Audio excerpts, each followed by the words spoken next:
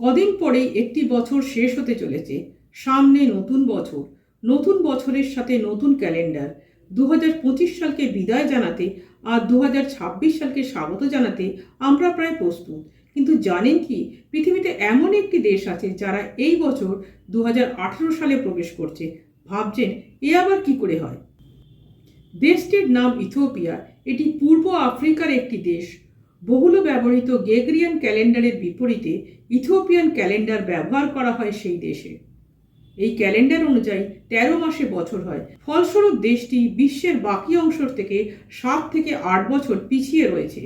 7 বছর ব্যবধানের মূল কারণ হলো ইথিওপিয়ায় যীশুখ্রিস্টের জন্মের বছর ভিন্নভাবে গণনা করা হয়।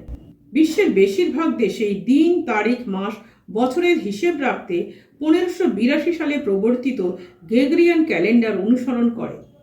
সেই ক্যালেন্ডার অনুযায়ী মানুষ বর্তমানে 2025 সালের শেষ দিকে বাস করছে।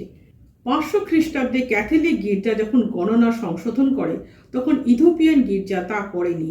রোমান গির্জা তার ক্যালেন্ডার পরিবর্তন করে গ্রেগরিয়ান পদ্ধতিতে পরিণত করার সিদ্ধান্ত নেয়। যদিও ইথিওপিয়া কখনোই এই পরিবর্তন গ্রহণ করেনি, প্রাচীন ক্যালেন্ডার ব্যবস্থার প্রতি অনুগত থেকে গিয়েছিল তারা। ইথিওপিয়ার বাসিন্দারা তাদের নববর্ষ পালন করে 11ই সেপ্টেম্বর। লিপ ইয়ারে উদযাপনের দিন হয় 12ই সেপ্টেম্বর। অন্যদিকে গ্রেগরিয়ান ক্যালেন্ডার অনুযায়ী নতুন বছর শুরু হয় 1 জানুয়ারি থেকে।